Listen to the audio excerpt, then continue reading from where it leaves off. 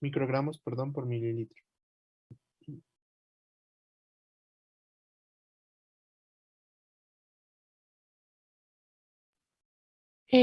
Pues de hecho sería ahorita como, se supone que lo que tenemos aquí, entonces estamos en mol sobre litro, ¿no? Sobre, sí, mol sobre litro. Entonces tendríamos que irnos regresando con los factores, ¿no? Para poderlo convertir. Exacto, ¿qué factores serían? Puedes anotar sobre la diapositiva, ¿no? Creo que sí. A ver, vamos. Mira, lo voy a anotar yo y me vas dictando, ¿te parece? Tenemos 0.0382, disculpen la letra, pero es difícil escribir con el mouse. Cromo 3 más, ¿no? Y eso está en 1 litro, ¿no? ¿Qué seguiría?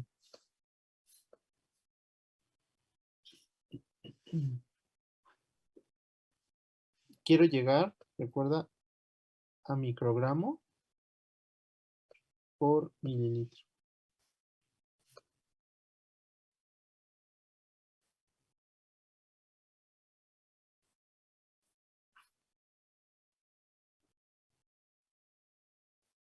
Podría empezar por convertir el litro a mililitros. ¿Ok?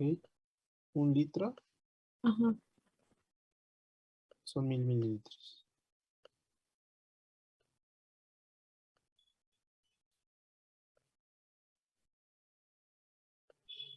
Ya tengo la parte del denominador. Este es esto. Falta la parte del enumerador, que es microgramos de cromo 3.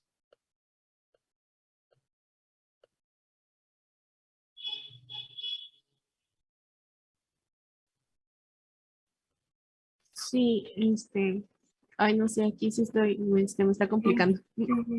Pues podría, bueno, no sé si es una manera muy larga de hacerlo, pero pues podría ser primero transformando a gramos con la masa molar y luego de gramos a microgramos. Ok, sería 1 mol de cromo 3.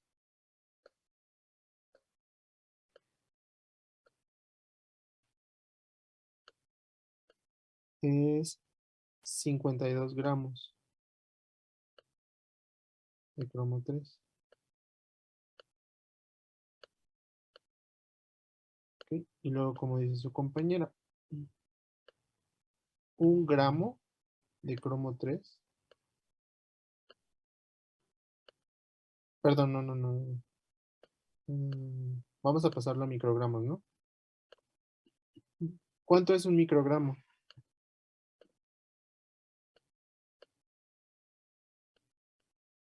El prefijo micro, ¿a Pues cuánto? sería uno por 10 a la 6, ¿no? Exacto. Un microgramo es 1 por 10 a la menos 6 gramos de cromo 3. Así no hay necesidad de pasar por miligramos y luego por microgramos. Entonces, con esto tengo, Al revés, ¿no sería un gramo son 1 por 10 a la 6 microgramos? Ah, no, ya puso menos 6, perdón, no vi. se van mol de cromo 3 más, mol de cromo 3 más, gramos de cromo 3 más, con gramos de cromo 3 más, y litros con litros. Y me queda en microgramos por mililitro. ¿Vale? Ok, sí, profesor. ¿Dudas?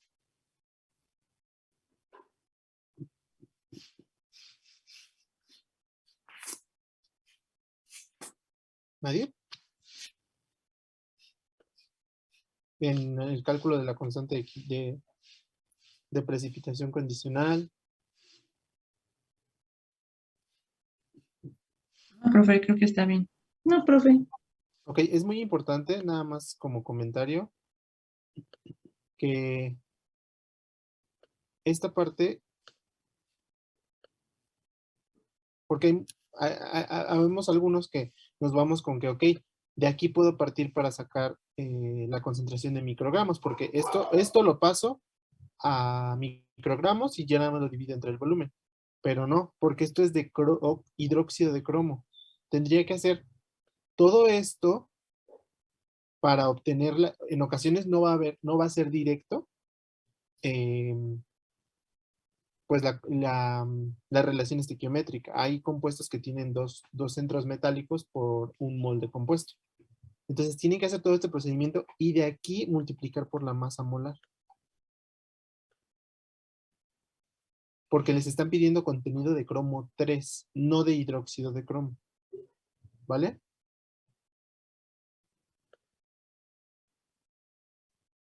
¿Sí?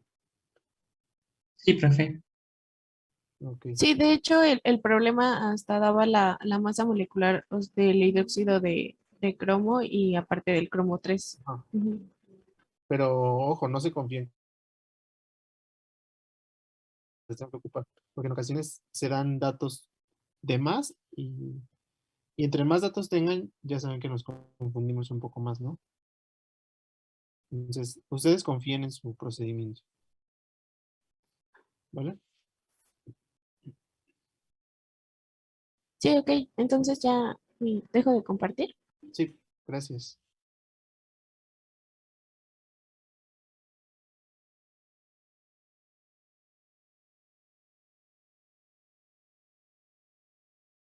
¿Quién sigue?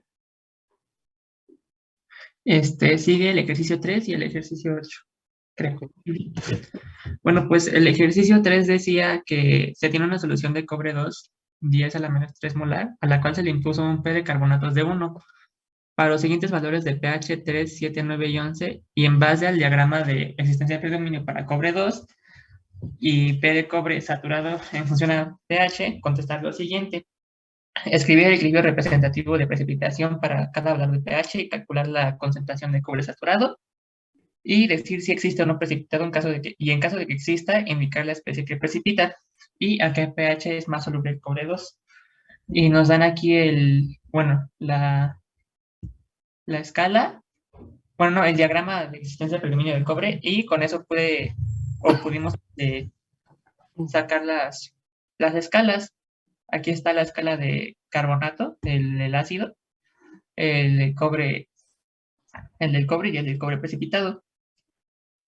Y ya con estas escalas, dependiendo del pH que nos daban, fuimos sacando los equilibrios representativos y aquí tenemos el equilibrio generalizado.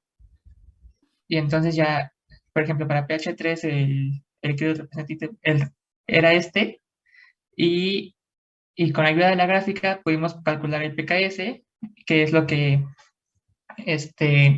yo tengo entendido que, por ejemplo, aquí en la gráfica, la línea representa la línea de saturación, entonces, pues, como es de cobre, debe de ser de saturación de cobre, y por lo tanto, el P de metal es igual al pKs.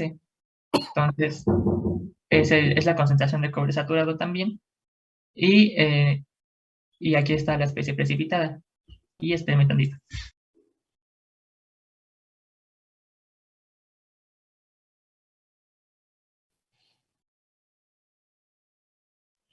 Y entonces fuimos sacando los equilibrios para cada pH. Aquí ya en el pH 7 cambió la especie del ácido carbónico. Sí es carbónico, ¿no? Es carbón. Y, y así para cada pH, indicándole la especie precipitada. Aquí ya cambió la especie precipitada de cobre a hidróxido de cobre.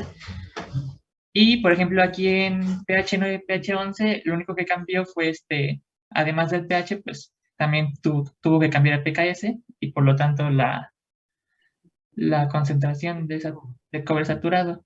Ok, Emiliano, ¿ese PKS lo Ajá, leíste de la gráfica?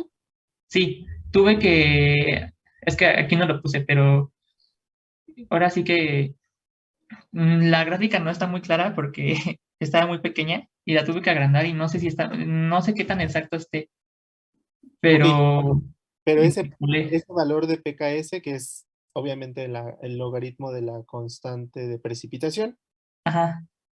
¿es logaritmo de la constante de precipitación qué? Ay,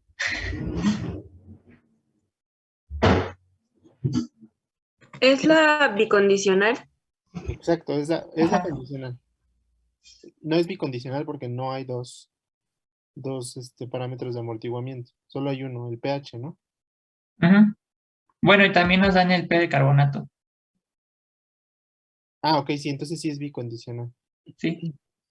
Ese diagrama está hecho a un P de carbonatos 1, o sea, en la escala de pH, en esta escala, regularmente, en esta parte de aquí, en esta parte de aquí, se realiza la escala de pH evaluada a P de carbonatos igual a 1, ¿vale? Entonces, te falta ahí poner en tus resultados que ese es el PKS bicondicional. Ah, Porque sí, si lo pones así, entonces ese es el PKS solito, termodinámico. sí, No, tú estás como le estás leyendo del diagrama directamente, estás leyendo un cierto valor de pH. De sí, sí, hecho, sí. lo podrías hacer con ley de Hess y te debería de dar similar el valor de la gráfica al valor del, pues sí, mediante ley de Hess, Sí, sí, sí. ¿vale? Y ya el último inciso decía que pH es más soluble el cobre y pues concluimos que el cobre es más soluble a pHs más bajos, por la información que nos da la gráfica. Y por la constante, ¿no? Ajá. Y eso sería el ejercicio 3. No sé si esté bien. Sí, sí, yo no veo mal, yo no veo mal el ejercicio. Nada más dijo eso del bicondicional. Ok, sí, de este ejercicio, por ejemplo, si les dijeran, se tiene una concentración 10 a la menos 3 de cobre, ¿a qué pH precipitaría? ¿Cómo le harían? Con el con el P de carbonatos 1, Ajá, o sea, de este diagrama ya les dan el diagrama y les dicen, ¿en qué pH precipitaría si se coloca una concentración de P de cobre 10 a la menos 3? Perdón, una concentración de cobre 10 a la menos 3. O sea, un P de cobre 3.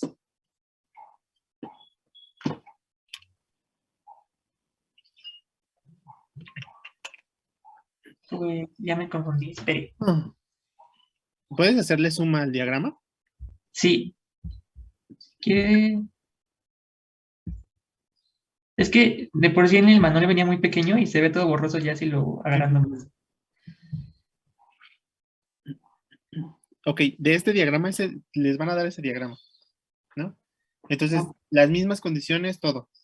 Les preguntarían ahora, ¿a qué pH precipitaría el cobre si se tiene una concentración inicial de cobre o de nitrato de cobre 10 a la menos 3? ¿Ustedes en qué pH creerían que precipita? Ah, pero bueno, se supone que igual es la solución de cobre 10 a la menos 3. Ah, o No, sea, bueno, me confundió el que dijera que este era como a P de cobre 1 no, no, no. y el otro tendría que ser a P3. No, O sea, este es bueno, P.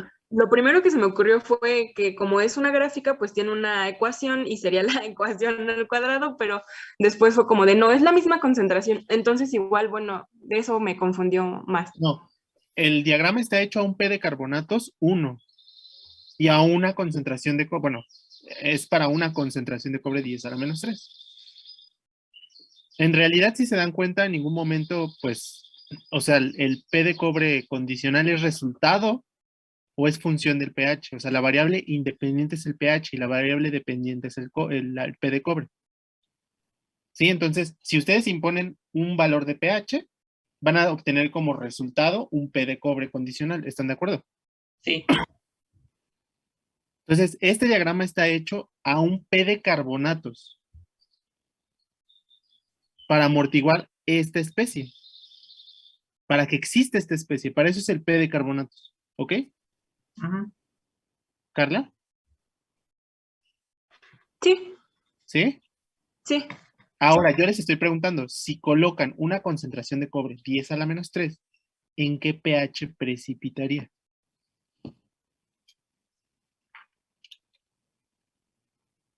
Pues precipitaría a partir como del pH 6 para adelante, ¿no? Para arriba.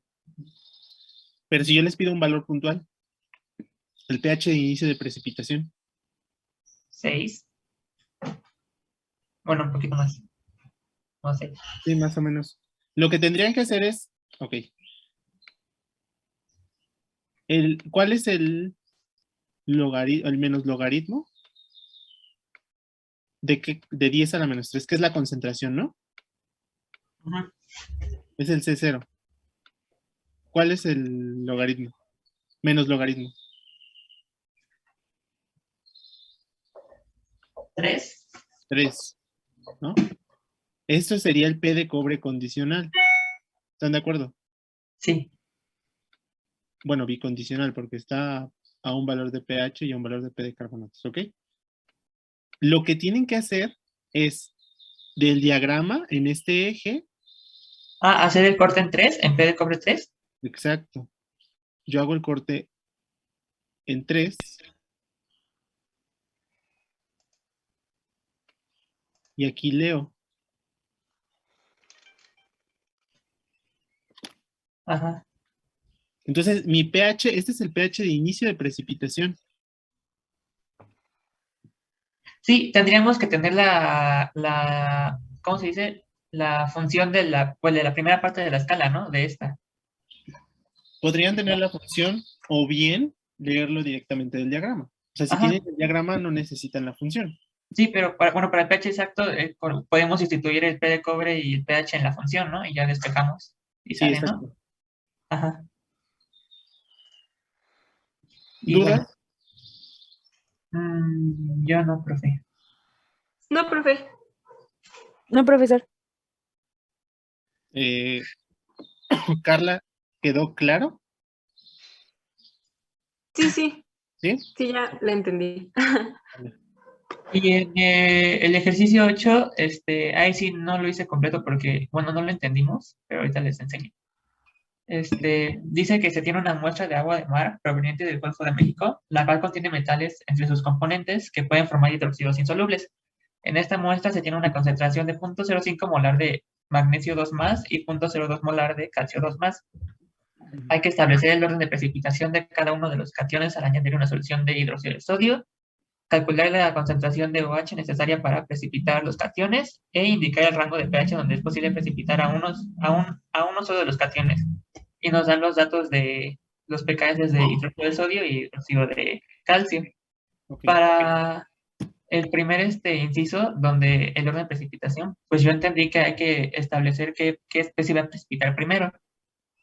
Entonces lo que hice fue hacer estas tablas de solubilidad para ver cuál era más soluble y me salió que para el magnesio va a ser 0.00144 molar de soluble.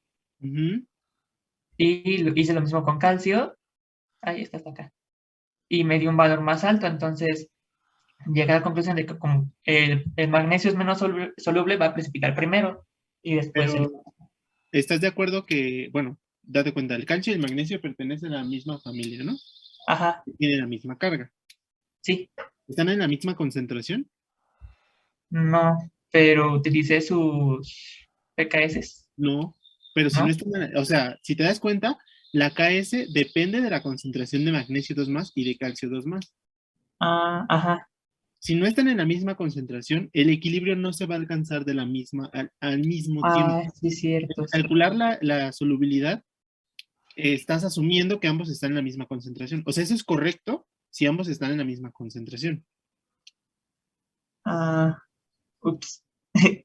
entonces, ¿qué tendría que hacer? O sea, tendría que establecer el equilibrio, ¿no? Tendrías que sustituir aquí en la concentración de magnesio, en esta parte de aquí. Aquí. Sustituir la concentración de magnesio Ajá. y determinar el valor de pH, bueno, de pOH o de pH. ¿Cuánto fue? 0.05 molar. Entonces, como quedaría 0.05 aquí así, Exacto. y ya se multiplica y se hace la operación. Se despeja la concentración de OHs.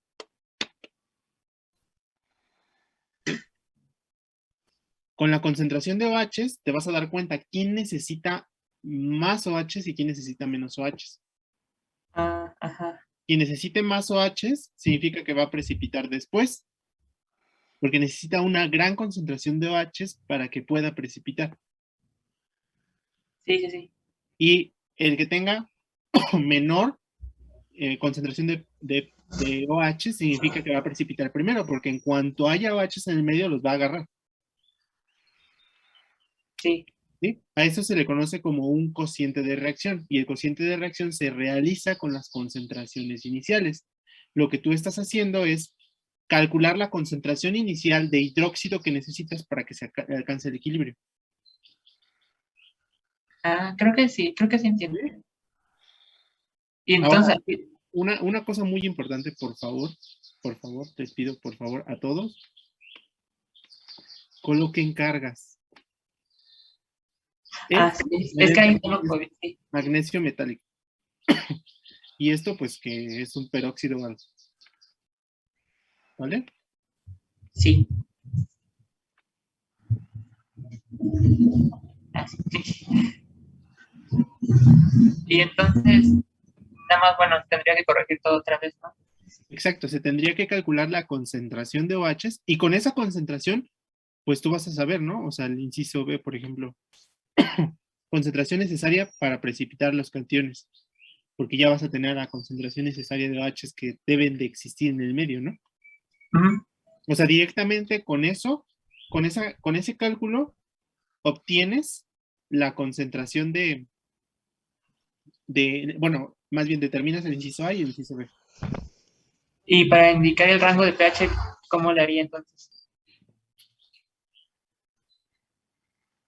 Con la concentración de pOH, o sea, lo convierto a pH Ajá, y ya establezco un rango. exacto. Eso te daría el pH de inicio de precipitación, la concentración inicial de OHs, porque recuerda que el pH de inicio de precipitación es el momento en el que comienza a formarse el precipitado.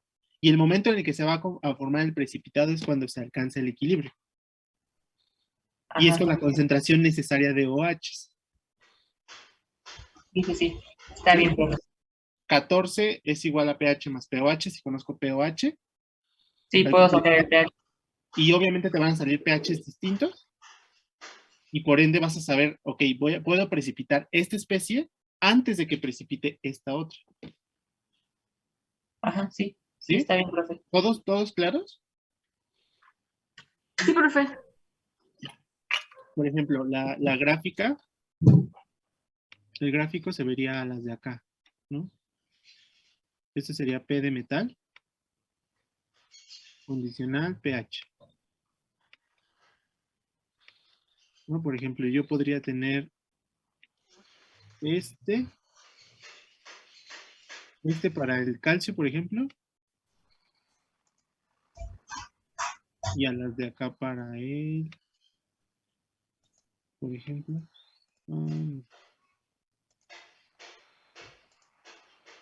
ejemplo, a las de acá para el magnesio. Entonces, imaginen, si yo tuviera la misma concentración del metal, yo podría hacer un corte aquí, ¿no? Y podría saber que a este valor de pH comienza a precipitar el calcio y a este valor de pH comienza a precipitar el magnesio. Entonces yo Sí. podría tener por ejemplo, aquí en pH de 6, podría tener una separación selectiva de calcio de una disolución que contenga calcio y magnesio. ¿no? Porque en me aseguro que este valor de pH en 6 está precipitando el calcio, pero no está precipitando el magnesio, Sí. ¿sí? ¿Dudas? Creo que no, profe. No, profe, pero entonces el rango se determina con la concentración de OH y ya tenemos Exacto. bueno, el rango porque se determina con la concentración de magnesio y luego de cuánto se necesita en la concentración de calcio y ese mismo nos da el rango porque vamos a calcular dos concentraciones de OH, ¿no? Exacto. Uno necesita Ok. un más concentrado y uno necesita uno más diluido. Y eso te va a dar ciertos valores de pH. No sé, por ejemplo, 9 y 6. Entonces yo sé que entre 6 y 8.5 puedo precipitar a tal de este otro. Está bien, profe. ¿Sí? Entonces, a ver, luego lo corrijo bien. ¿Dudas los demás?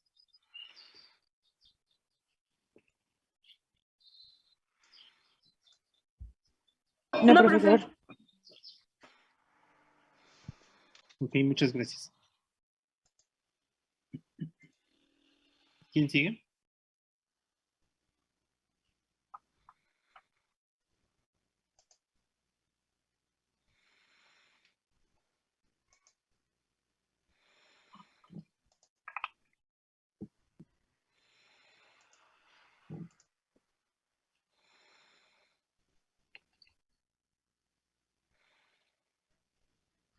¿Quién sigue? Creo que seguimos nosotros en los ejercicios 4 y 9, profesor. Ok.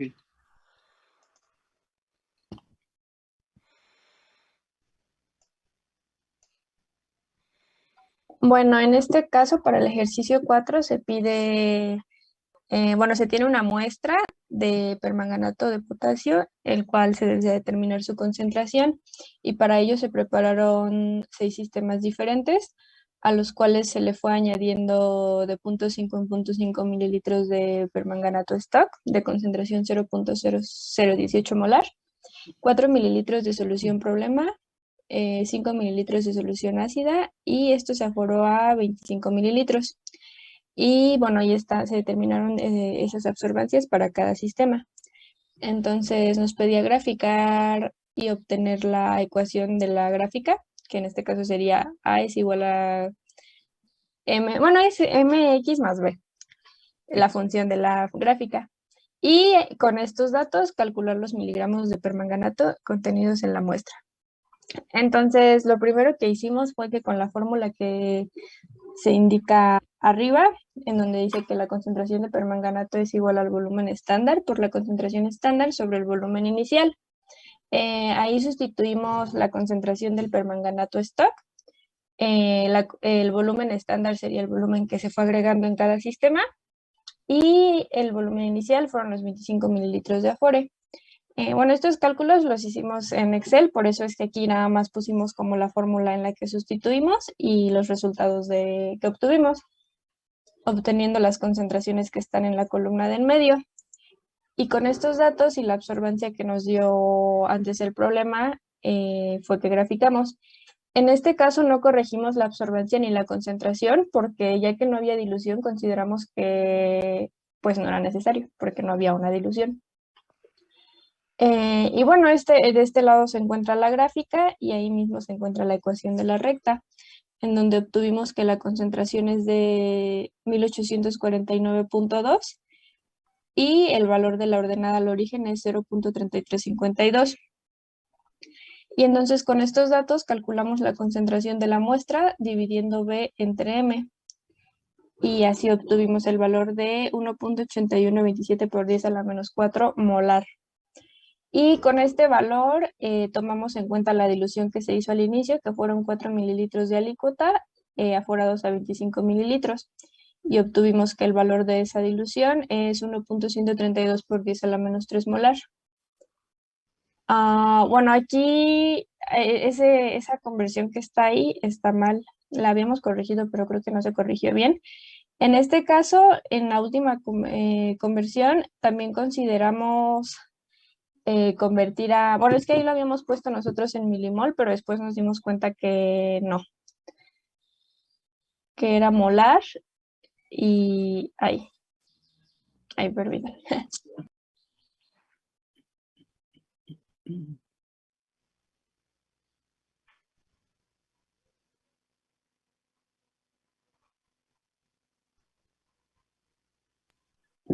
Ya, este es el corregido, perdón.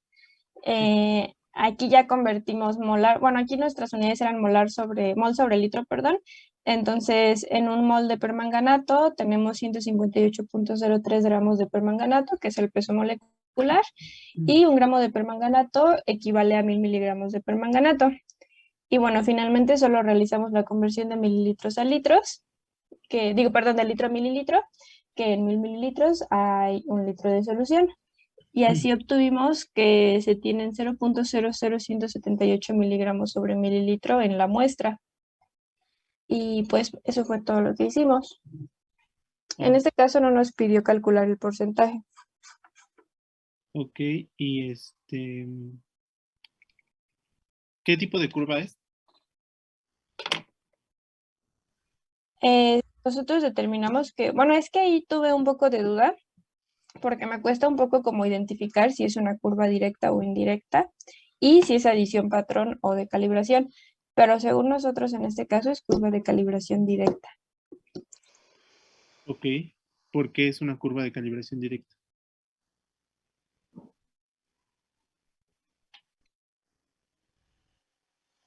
O sea, ¿cómo lo determinaste? Pues, porque recuerda que en el primer ejercicio que vimos, esa también fue una curva de calibración directa. ¿Por qué en este caso no hiciste el mismo procedimiento para una curva de calibración directa?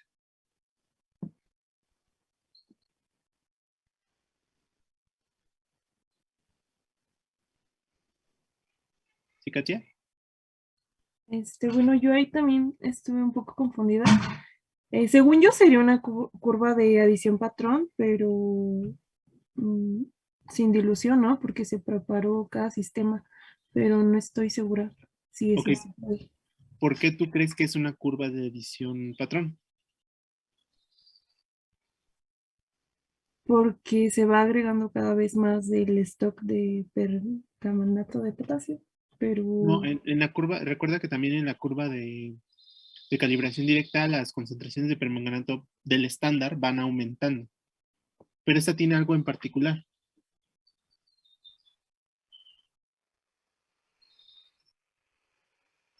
A mí, Eva, ¿puedes subir a Sería la que... diapositiva anterior? sí. Dime. Sería que no hay dilución. No, porque se puede hacer, o sea, ambas se pueden hacer. Bueno, la curva de adición patrón se puede hacer con dilución o sin dilución. La curva de calibración directa son sistemas independientes. Hay algo aquí en esta tabla que resalta para que digan, ok, esto es una curva de adición patrón. Es una de las características que vimos la clase anterior, que debe de tener una curva de adición patrón. Sería que el volumen es constante. En todos ¿De el quién? volumen es, ajá, o sea, en todas el volumen es constante, se preparan en matracitos. Pero ¿de quién es constante?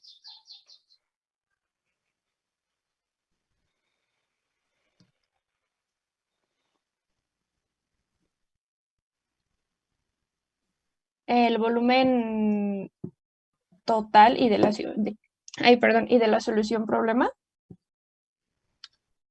O sea, al final no cambia el volumen de cada sistema.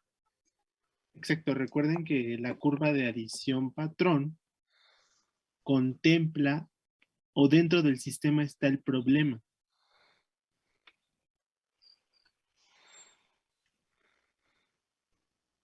En las curvas de calibración directa se tiene un sistema independiente para la muestra. En las curvas de adición patrón se tiene la muestra, la solución problema dentro bueno, se tiene la solución problema con la solución stock o el estándar.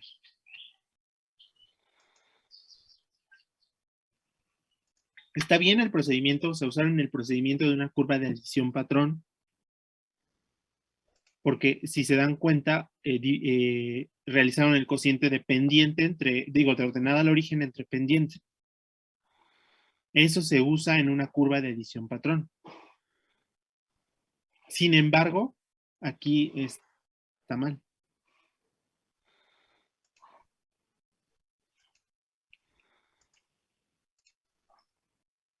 ¿Sí lo ven?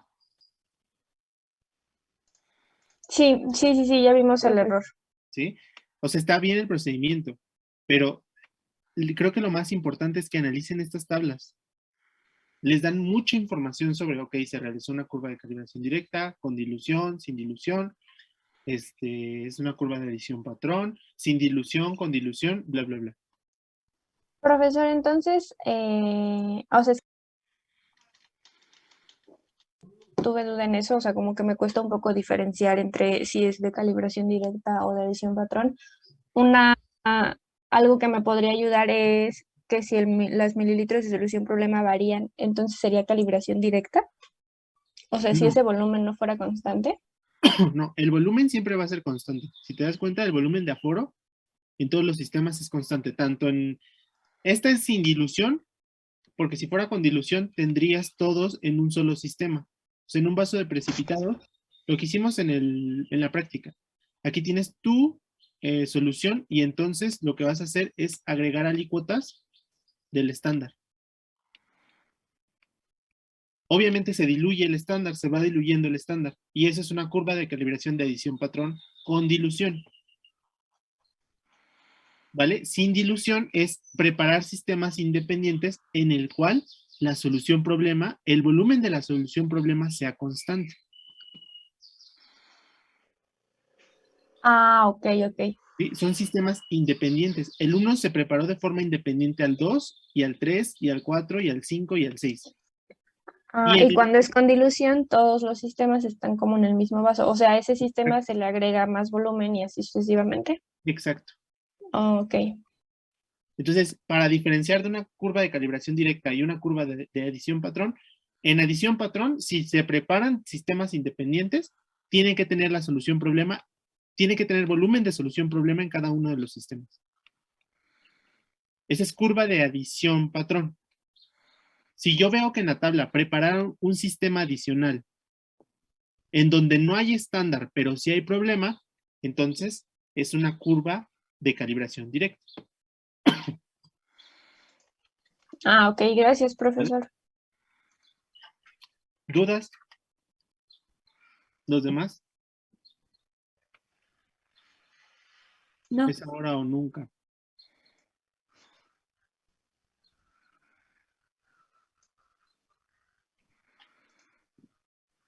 Yo sí tengo una duda, profesor. ¿Sí? Para cuando es curva de adición patrón, a todavía como que no termino de entender cuál sería el volumen inicial, cómo se... mm, ajá, o sea, ¿cómo sabes cuál es el volumen inicial? Mira, supongamos que todos los sistemas, que solo hay un sistema, ¿ok? El sistema es el sistema 1, este. Ay, no, este no se ve. El sistema 1 es este. ¿Ok? Y ahí vamos a estar agregando el estándar. ¿Ok? Mi volumen inicial son 25 mililitros, porque es el volumen de aforo. O sea, en un vaso, yo preparé mi disolución de 25 mililitros de mi disolución, ¿no? Esto lo voy a trasvasar a un vaso de precipitados. Y aquí voy a tener 25 mililitros inicialmente.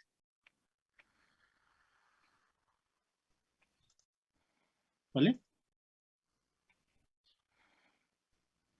Ese es mi volumen inicial. Y voy a estar agregando alícuotas del estándar. Entonces el volumen resultante va a ser mi volumen inicial, que son 25 mililitros, más el volumen de la alícuota.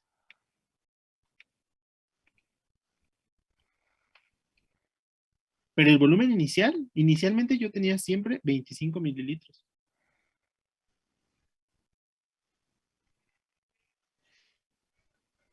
¿Sí? Sí. Sí. Y entonces, por ejemplo, para sacar la concentración, tendría que poner entonces siempre entre 25.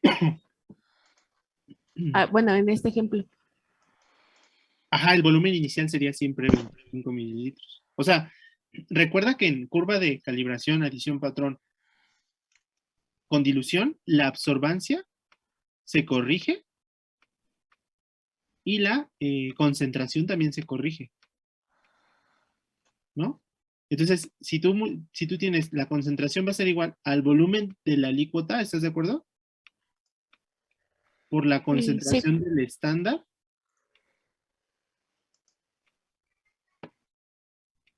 entre el volumen total, ¿estás de acuerdo? Sí.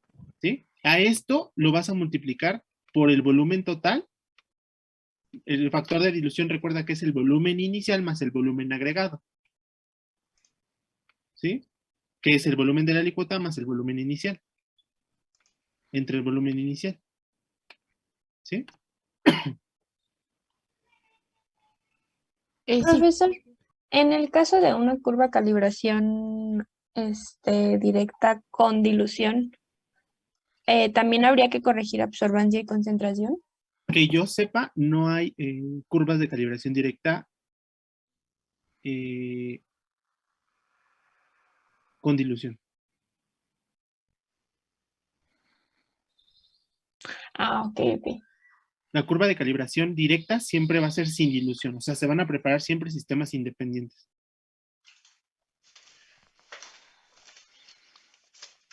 ¿Vale? Gracias, profesor. Entonces, la corrección va a ser la concentración del estándar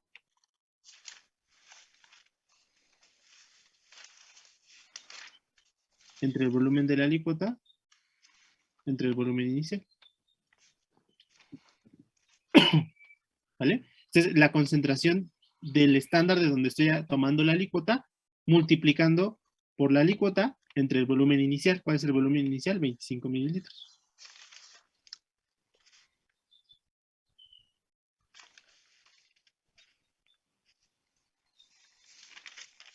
¿Sí, María?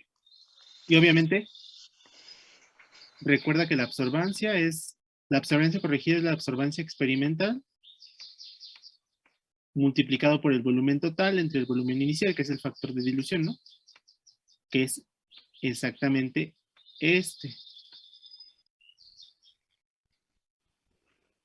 ¿Sí? Sí, profesor. O sea, en este caso, por ejemplo, si quisiera corregir la primera absorbancia, tendría que poner, no sé, un ejemplo, la absorbancia que está ahí abajo, 0.34. Tendría que multiplicarlo por 25.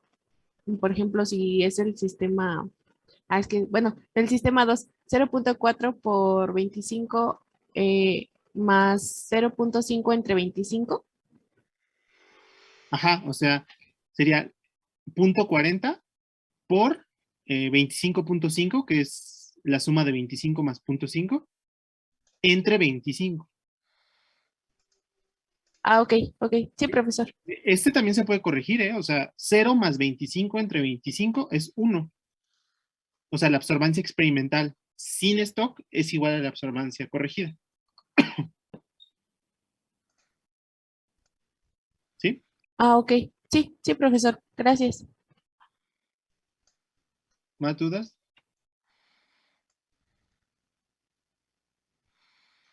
¿Todo bien?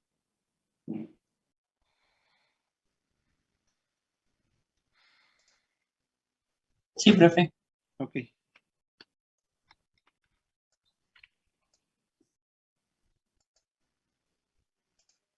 Pues del cálculo yo no veo problemas, ni con los factores de dilución ni nada.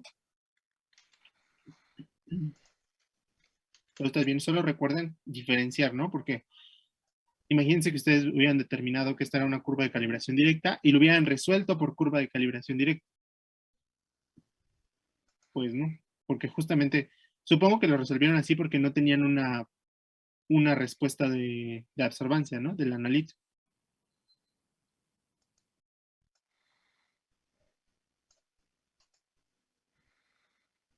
O sea, cuando también recuerden que si es una curva de calibración directa, les dan además una respuesta del analito, como en el problema 1. Una respuesta de la muestra.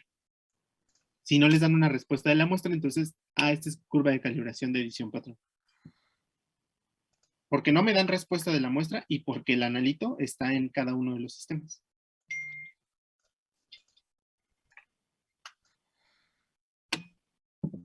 Bueno, si no hay más dudas, hay que pasar al problema 9.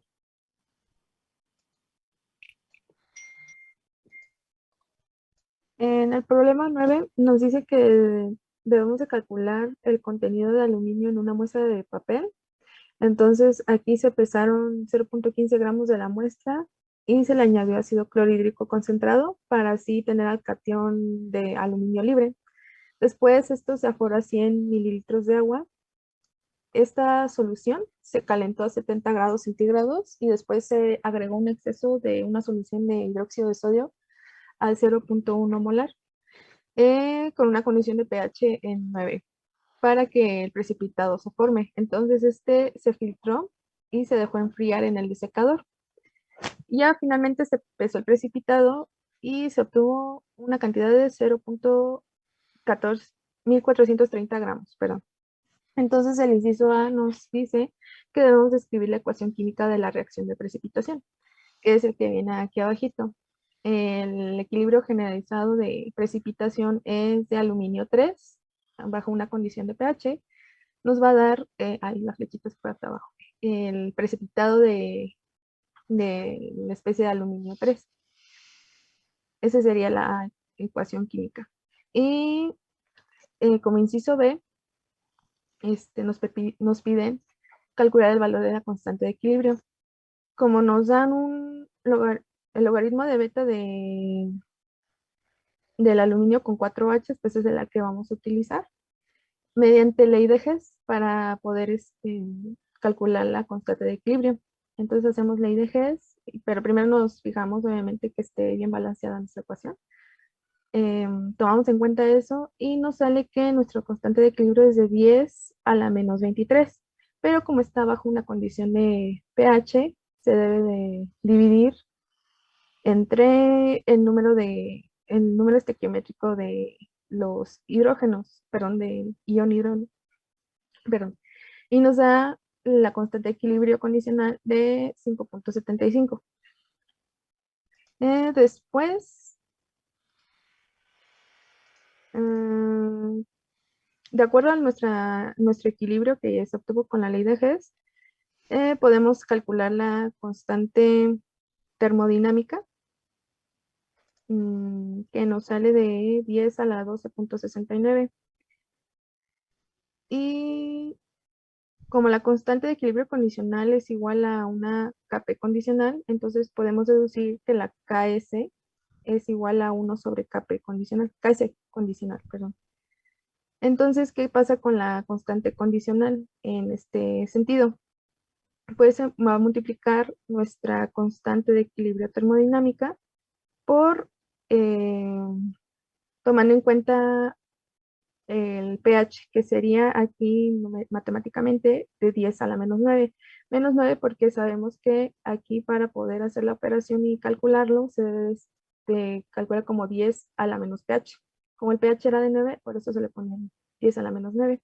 Y nos da como un resultado de 10 a la 3.69. En el inciso C, nos piden que calculemos la Ks del precipitado.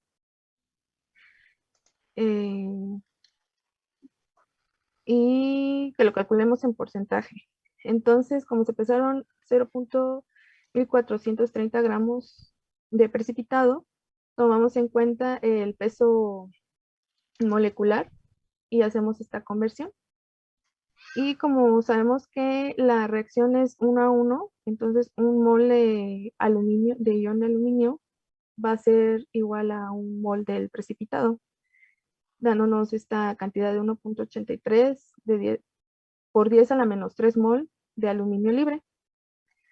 Entonces, como se llevó a foro, esta concentración se divide entre 0.1 litros de aforo para que nos dé una concentración molar, que es de 0.01833 molar.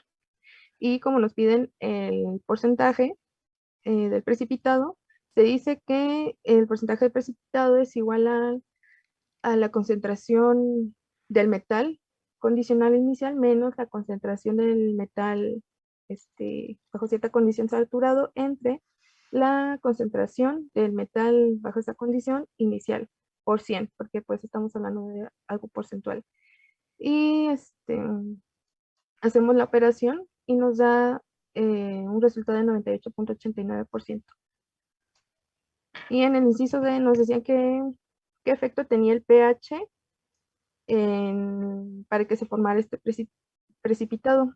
Entonces con eso podemos explicarlo con la KS, que sería de 10 a la menos 369. ¿Por qué? Porque necesitamos que el sistema llegue a una sobresaturación para que el precipitado se pueda formar o se pueda ver ahí en el sistema y pues nos ayuda mucho este pH. Ya.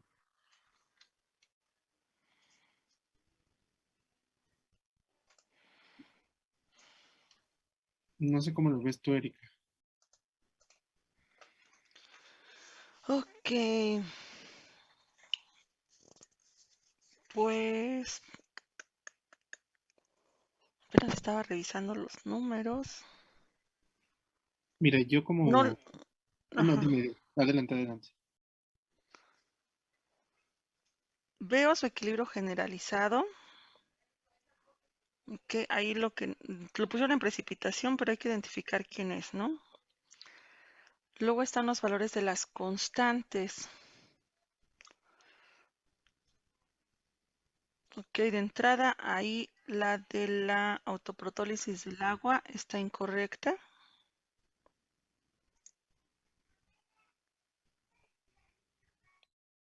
No sé si ahí también habías visto, está ahí el detalle. Tenemos una constante de equilibrio condicional con un valor de 5.75. Me llama la atención ese valor.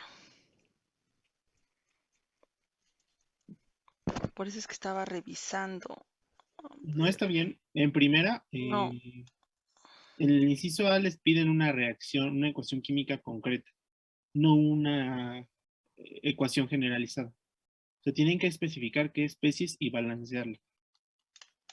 Y ahí no están poniendo el precipitado, o sea, están poniendo una especie de aluminio condicional 3 y una especie de aluminio condicional 3. Es que la flechita se desplazó, ahí está. Sí, pero, por ejemplo, si me estás diciendo una especie de aluminio 3 condicional precipitada, o sea, ¿hay más precipitados que se puedan formar en este sistema? O sea, además del hidróxido de aluminio, o sea, se puede formar, por ejemplo, carbonato de aluminio, fosfato de aluminio, ¿por eso es la condicional? ¿O es específicamente una especie precipitada la que se va a formar?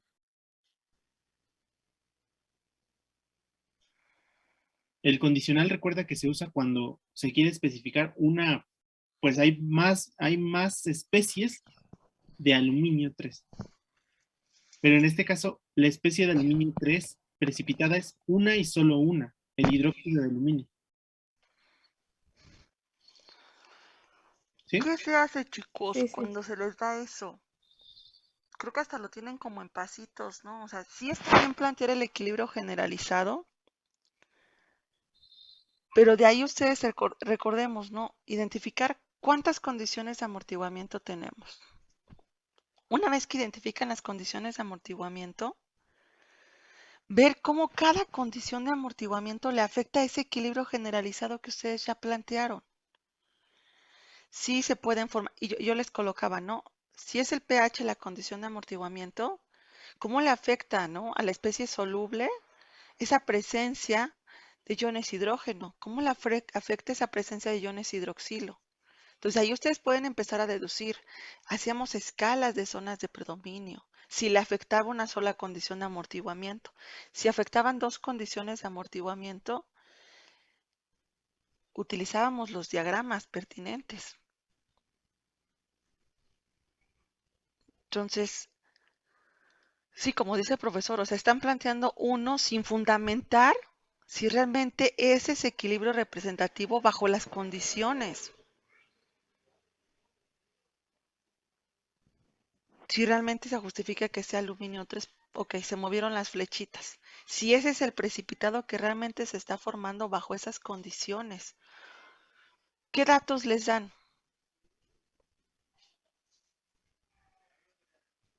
El pKs del precipitado de aluminio con 3 hidróxidos y el logaritmo de beta 4, que es igual a 33. Nada más nos dan esos datos. Ok, les dan un pKs de un precipitado de aluminio con 4 iones hidroxilo. O con 3.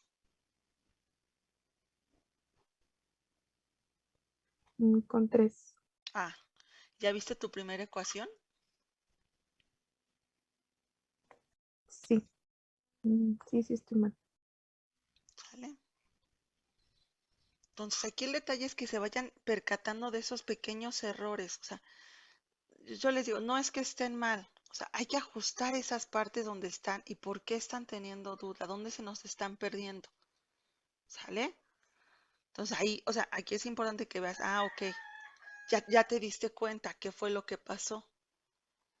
Tan solo en esa suma. Ahora, realmente dices, bueno, ya les dieron una sola constante, entonces quiere decir que solamente tenemos ese precipitado, no hay otro. Sale pues. Pensando en los datos que les dieron. Y si faltaron datos,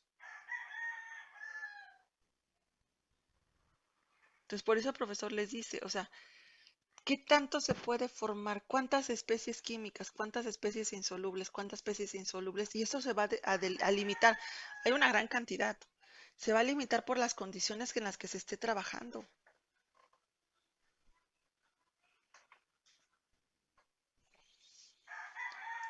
¿Cómo lo plantearías ahora entonces? A ver.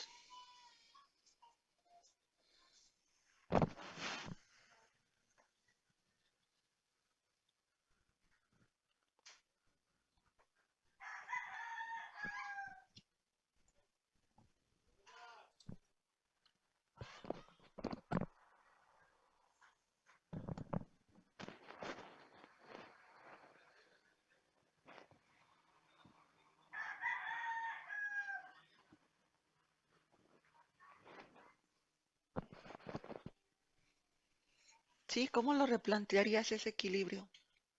Esa ecuación química que les ponen ahí de la ecuación de precipitación. Pues sería ahora, de acuerdo a los datos que nos proporcionan, sería el aluminio con 4 hidróxidos que forma precipitado de aluminio con 3 hidróxidos.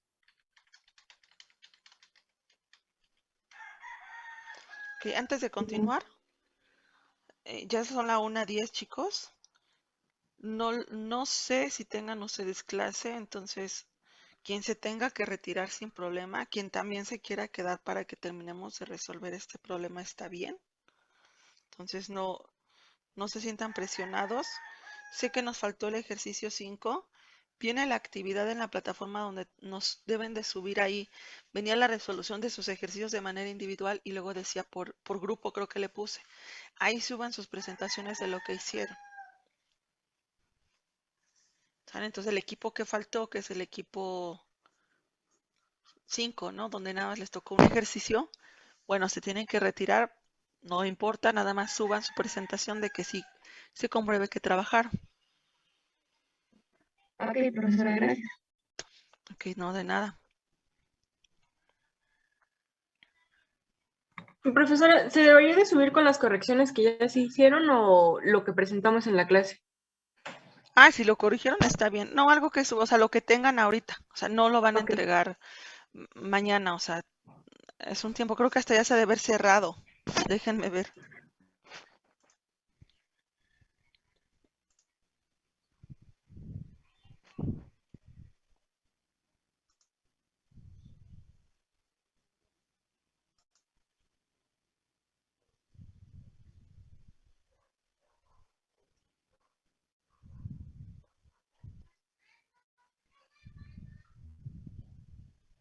Sí, ya estaba cerrado hace mucho tiempo.